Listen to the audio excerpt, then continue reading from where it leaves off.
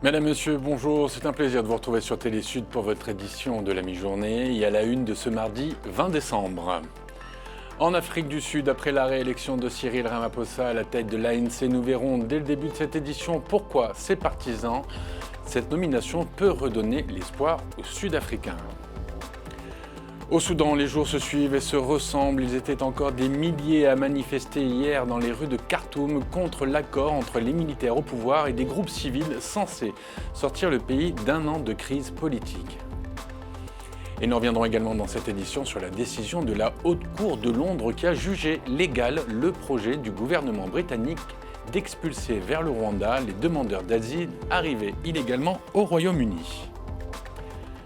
Je vous le disais, le président Cyril Ramaphosa a été reconduit à la tête de l'ANC, parti historique de Nelson Mandela, lui ouvrant ainsi la voie à un second mandat de chef d'État. Lui qui, la semaine dernière, a échappé à une procédure de destitution. Mais peu importe du côté de ses partisans, cette réélection est une renaissance du parti qui apportera un nouvel espoir à notre peuple. Aymeric Torignon. À l'annonce des résultats de l'élection pour la présidence de l'ANC lundi, une grande partie des délégués au congrès du parti exulte de joie. Cyril Ramaphosa, leur candidat, vient d'être reconduit à la tête de la formation politique.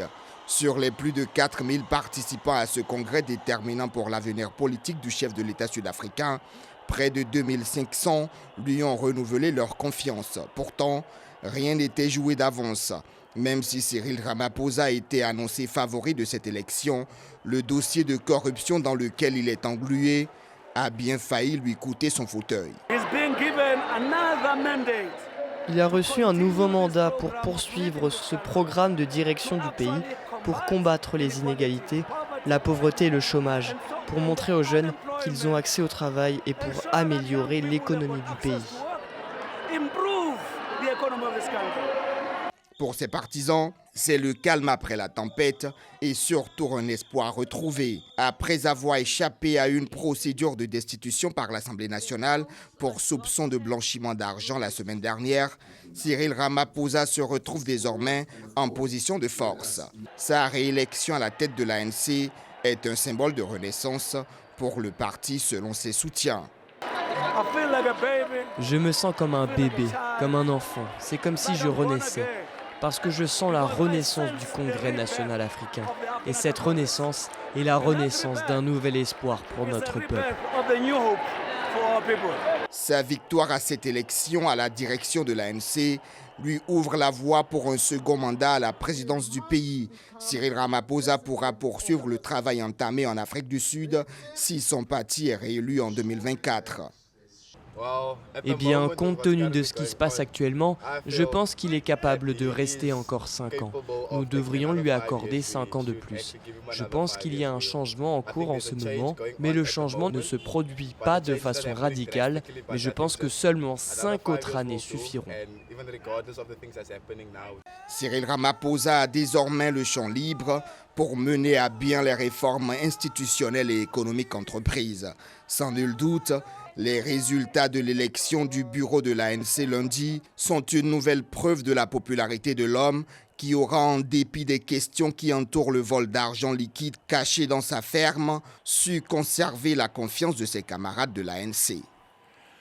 Au Soudan, des milliers de personnes sont descendues dans les rues pour protester une nouvelle fois contre un accord récent entre les militaires au pouvoir et des groupes civils, un accord supposé sortir le pays d'un an de crise politique.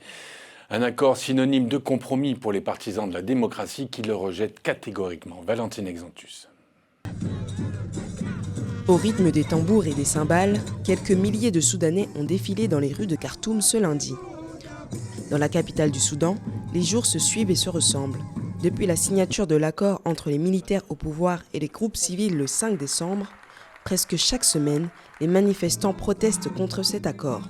Ils doutent de sa capacité à résoudre l'impasse politique dans laquelle le pays est plongé depuis 13 mois. Nous rejetons complètement l'accord et le compromis.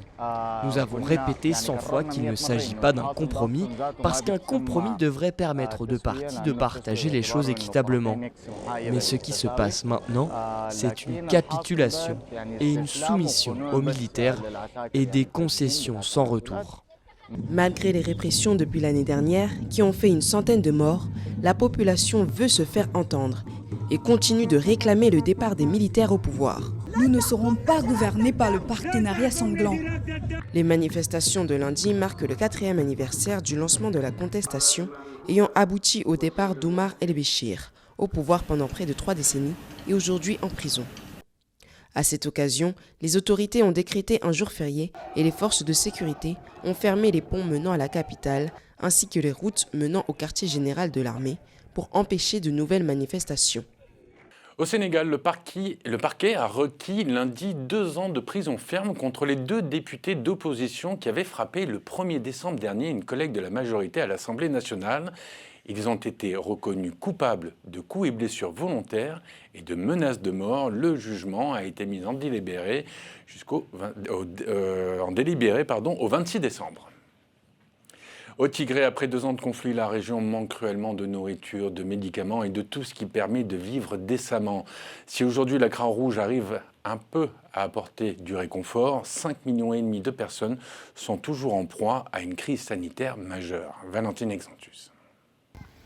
En file indienne, ces femmes attendent patiemment leur tour pour recevoir leur lot de nourriture et de fournitures médicales. Ces femmes font partie des milliers de personnes déplacées à cause du conflit dans la région éthiopienne du Tigré. Généralement laissées pour compte, les populations locales se sentent désormais soutenues grâce à la distribution de produits essentiels organisée par la Croix-Rouge. En tant que mère, je vis jour et nuit sans espoir, sans rien manger. Je vivrai en ne buvant que de l'eau s'il le faut. Mais vous pouvez voir toutes les difficultés du Tigré et ils sont devenus un espoir pour nous. Je n'ai pas de mots pour décrire cela. Au total, ce sont 16 camions transportant 200 tonnes de nourriture et de médicaments que la Croix-Rouge a déchargés pour s'y déplacer.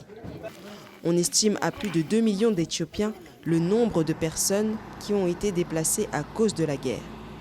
Parmi elles, des centaines de milliers de personnes, dont des enfants, vivent dans des conditions proches de la famine. Les enfants de moins de 5 ans souffrent de malnutrition. Nous ne pouvons pas sauver certains de ces enfants uniquement avec des médicaments. Ils ont besoin de nourriture et nous n'avons pas encore reçu de nourriture. Nous donnons des médicaments aux enfants maintenant et ils reviennent le jour d'après dans un pire état. Nous sommes conscients de ce qui leur arrive, mais nous ne pouvons rien y faire. Les enfants sont en danger. Mi-octobre, le Programme alimentaire mondial estimait qu'environ 90% des personnes de la région du Tigré avaient besoin d'aide alimentaire.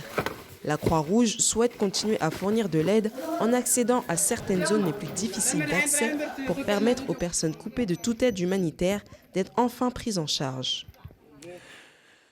C'est officiel, les 2 prochaines conférences ministérielles de l'Organisation mondiale du commerce se tiendront en 2024 aux Émirats arabes unis et la suivante au Cameroun. C'est lors d'une réunion hier lundi que les 164 membres ont décidé d'attribuer la 13e et la 14e aux 2 pays. Et si nous connaissons déjà la date de celle qui se déroulera aux Émirats, c'est-à-dire en février 2024, pour le Cameroun, pour le moment, la date n'a pas encore été avancée.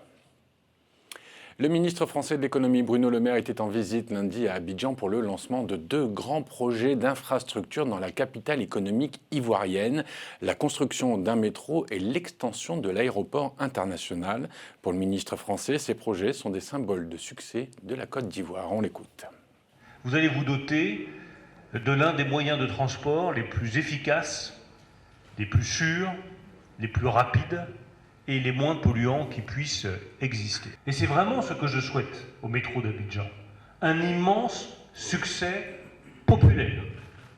Que toutes les habitantes et tous les habitants d'Abidjan puissent voir à quel point cette grande réalisation, cette grande ambition du président de la République Alassane Ouattara, du Premier ministre Patrick Hachi, de tout son gouvernement, sont au service de la population.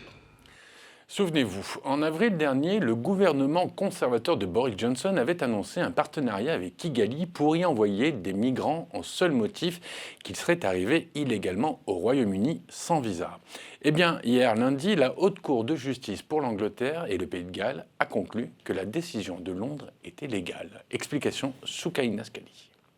Des demandeurs d'asile expulsés par Londres vers le Rwanda En juin dernier, la décision avait provoqué un tollé chez les ONG jusqu'à certains membres de la couronne britannique. 6 mois plus tard, la Haute Cour de Londres a donné son feu vert au gouvernement conservateur.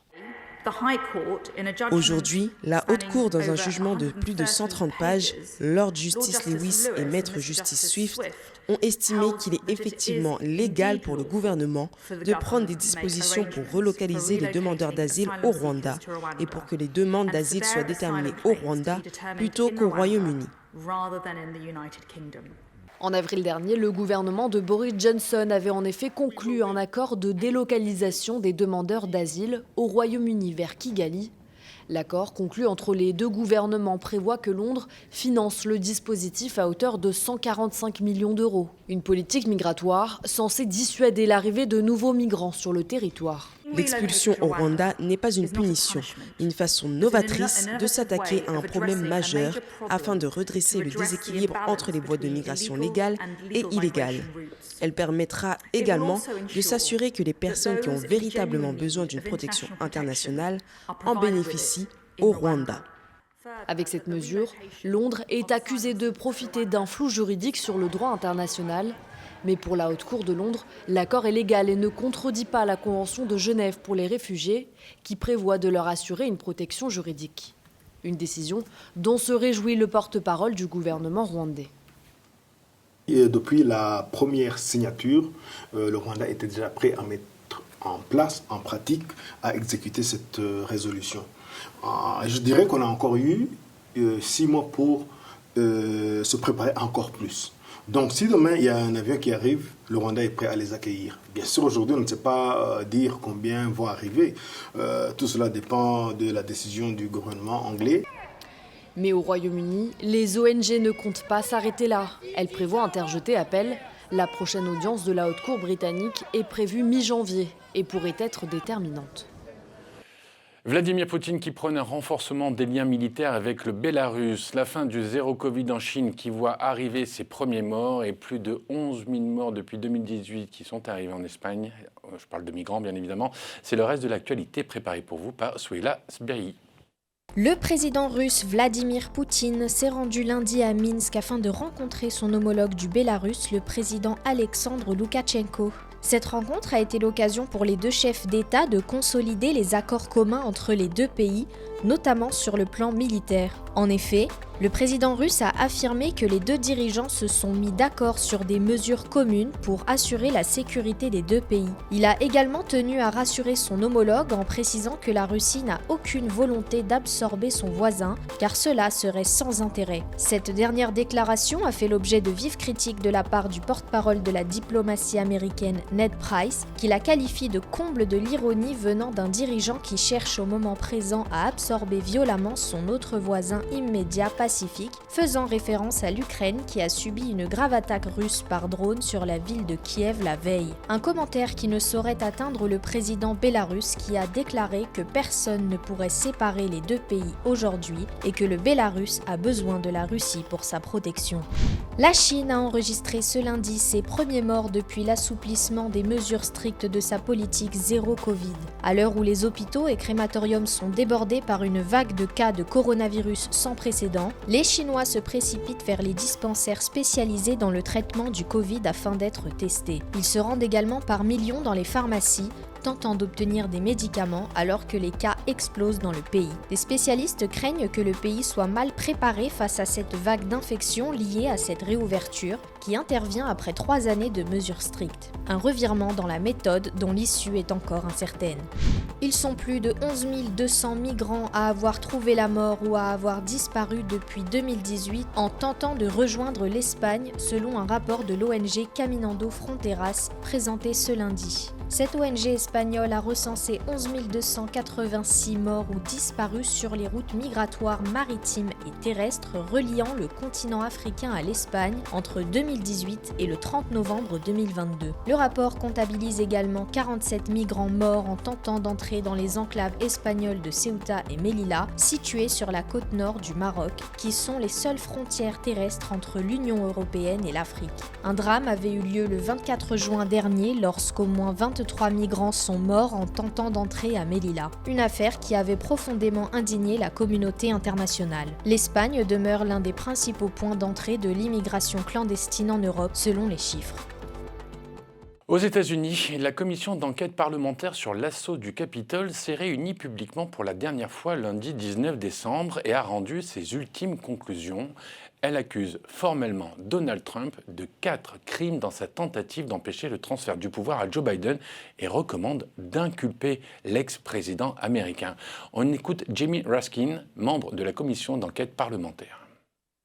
Nous espérons que le ministère de la Justice sera en mesure de dresser un tableau plus complet grâce à sa propre enquête. La 4e et dernière loi que nous invoquons pour le renvoi est le titre 18, section 2383. Cette loi s'applique à toute personne qui incite, assiste ou s'engage dans une insurrection contre les États-Unis d'Amérique et à toute personne qui apporte aide ou réconfort à une insurrection. Tout autre chose maintenant, je vous emmène au Nigeria à la rencontre d'un artiste qui transforme des vieilles tongs en art mural. Il s'appelle Komboye Epibad Eugène et vous allez voir comment, avec son art, il compte aussi agir pour la protection de la planète. Lorraine Mapou. Comme à son habitude, l'artiste nigérien Komboye Epibade Eugène se rend dans cette décharge à Abeokuta au Nigeria à la recherche d'un objet bien précis, des vieilles tongs en plastique. Si j'ai choisi ce matériau particulier, c'est parce qu'il est disponible. Beaucoup de gens se demandent lorsqu'ils viennent dans mon atelier et voient ce grand nombre de tongs, comment je les obtiens. À l'aide d'une pelle, Eugène empile un énorme monticule de tongs qu'il ajoute ensuite à sa collection dans un coin de son atelier. Une fois les tongs collectés, il les nettoie, puis les découpe en petits morceaux, pour ensuite créer des portraits en mosaïque pour la population locale. Mon processus créatif, c'est d'abord d'obtenir les matériaux et de les exposer au soleil et à la pluie avant de les amener dans mon studio et de les trier en fonction de leur couleur, de leur tonalité, puis je les découpe. Pour rentabiliser son travail, Eugène expose son art sur les réseaux sociaux afin d'attirer la clientèle. Je gagne de l'argent grâce aux commissions, quand les gens me commandent des choses pour eux, et je gagne aussi de l'argent avec mes œuvres parce que les gens, tous ceux qui s'y intéressent, les achèteront. Donc il n'y a pas deux façons de faire. En plus de monétiser son art, Eugène s'érige comme étant un guerrier de la lutte contre la pollution plastique dans sa ville. Chaque année, le Nigeria jette 200 000 tonnes de plastique dans l'océan. Seule une infime partie des déchets est recyclée au Nigeria. Eugène est l'un des rares parmi les 215 millions d'habitants au Nigeria à recycler des tongs, l'un des objets qui pollue le plus dans le pays. Un mot de football maintenant avec l'équipe de France de retour de Doha qui aux alentours de 21h s'est présentée place de la Concorde où ils ont été accueillis par 50 000 supporters dans une ambiance de ferveur et agitant des drapeaux tricolores en scandant des merci des Bleus et en chantant la Marseillaise. Et pour terminer cette édition, honneur aux champions du monde argentins qui sont de retour au pays après leur titre mondial acquis aux dépens de la France. Ils effectueront dans la journée une grande boucle au centre-ville où ils devraient être célébrés au haut d'un bus impérial par une foule immense, étant donné que la journée a été décrétée fériée par le gouvernement.